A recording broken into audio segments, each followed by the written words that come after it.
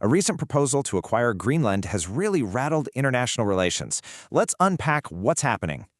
So, the big question was put right to the US president. And that response sent absolute shockwaves across Europe, leaving leaders trying to figure out what to do. Okay, so why the sudden focus on Greenland? Well, proponents argue it's all about national security. For those who back the plan, it really boils down to that one thing. I mean, its location is vital for missile defense, new sea lanes, and countering global rivals.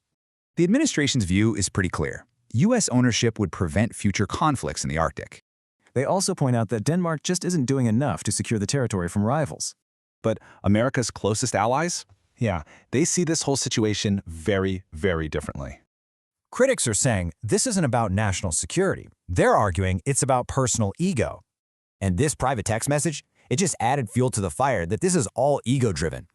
So you have this deep split, national security on one side and fears for NATO on the other.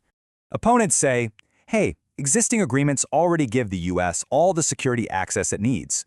As you might expect, diplomatic tensions pretty quickly escalated into threats of a full-on trade war. The move was seen as a pretty clear attempt to pressure European nations into compliance.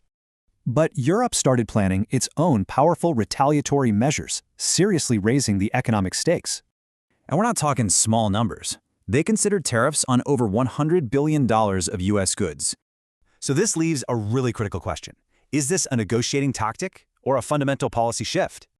Some analysts believe this is all part of a master negotiator strategy just to force a deal.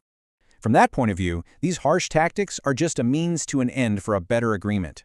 But critics worry that even if it is a tactic, it's alienating allies and making America less safe. This whole standoff really forces a hard look at the value and the future of historical partnerships.